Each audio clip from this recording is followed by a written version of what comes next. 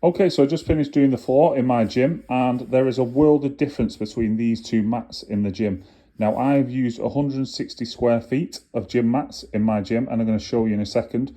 But first, I just wanted to go with you through the depth on how important it is, because there are loads of these cheap little skinny ones, and I suppose they have got a use, maybe.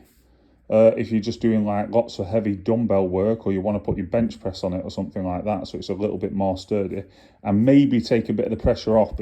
But to be honest, if you've got relatively heavy dumbbells and you've got that, and then you've got something like a tile underneath it, which we got there, that tile will just smash with a heavy dumbbell 100% with that, but it won't with this. And that's the big difference. Also, I want my boys doing jiu-jitsu, wrestling, getting rid of that frustration in the gym and building good, strong, healthy boys going into the future. But I want them to be safe.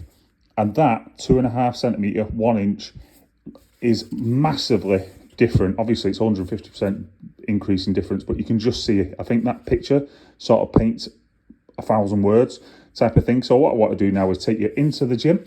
I've literally finished it a few days ago. So the mats are still settling down into the area. This was 160 square feet worth of the 2.5 centimetre tiles to be going here. There's a rugby tackle bag. I've also got a review on my page about that, which is brilliant. And then I'll just show you at the end, obviously you end up with like a lot of these little things that we're going to go into in a minute. But you can see here what the mats are like. They're still settling into position. They haven't been walked on a lot. They haven't got a lot of traffic. They are super easy, to be honest.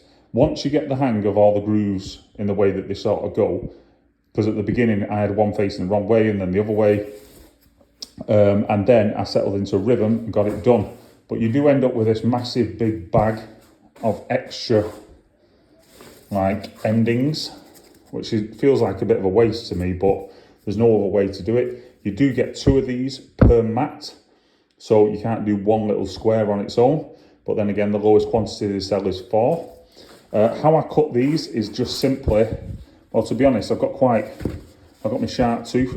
Again, I've got a review about that. This was fantastic for just cutting through it. It was really easy. I'm not a DIY guy.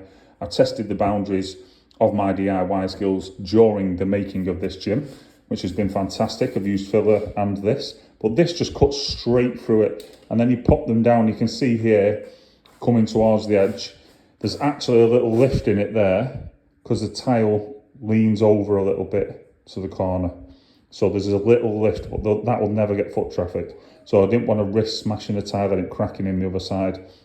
But they are brilliant tiles, cushiony tiles. They do feel really good underfoot. The boys love it in here. It's safe and it definitely feels very, very, very durable. Easy to put together. I'm assuming very easy to clean. And I definitely think that they will settle into place, and they certainly make my gym look good. This is only the start of the gym. We've got a lot of work to do here, but honestly, absolutely buzzing. There is a world of difference between the 2.5 centimetre and the skinny little 1 centimetres.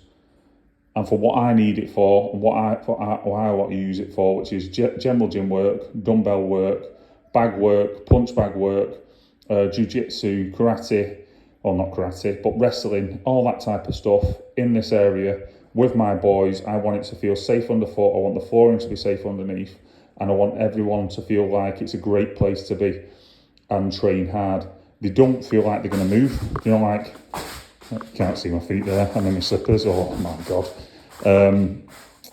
They're not moving, they're not skidding, they're not making the way around.